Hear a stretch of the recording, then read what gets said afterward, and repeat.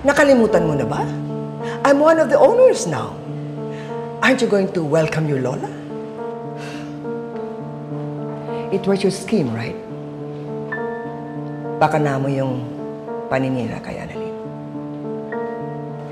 Ayan na naman kayo sa baseless accusations mo. Really? Everyone! Everyone! Gather around! I have a very important announcement to make.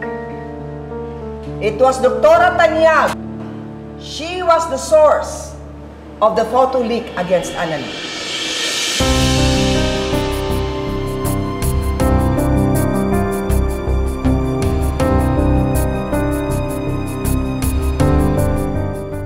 What the hell are you doing? I just wanted to get your attention. Well, mukhang effective naman yung joke ko, hindi ba? I'm sorry, pardon me, but it was just a joke. You can go back to your work now. Come on.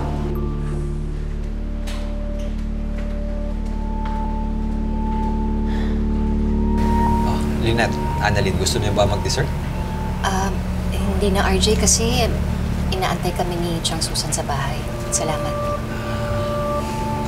Lynette, kailangan ko pala bumalik sa Apex. Hindi ko kayo mayahatid. Ay, hindi. Okay lang. Walang problema. Pasensya na. I can take them home. Ma'am. Ano talaga? Okay na po. Hindi na po kailangan. Lynette, I insist. Mahirap na. Ako nang bahala sa kanila, Ben. Thank you, ate. Thank you po. Salamat. Sige, ate. Ako na bahala dito. O, sige. Annalyn, let's go. Salamat po, ma'am. Tatay. Sige na.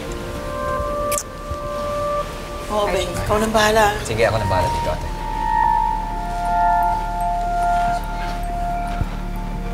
Waiter? Yes po, sir. Pa-bill out na kami. Okay po. Thank you.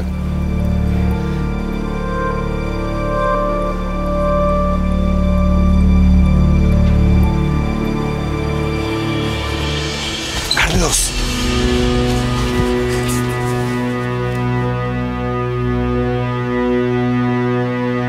Akala ka ba gusto mo akong maging kakampi? Bakit mo ako ginugulo? Sacre Blue, palpak ang plano mo. I thought you were trained very well by your mother. Bakit ka pumalpak? In that case, I think you need my brilliance. Ano ba plano sinasabi mo? Kahit pa maubos ang laway mo sa kakalinay, I know the truth. Kaya hear me out, Mon Chéri. Kung talagang gusto mong mawala si Annalyn, I have a plan. Meet me at my office tomorrow. I said I don't need your help. So stop pestering me.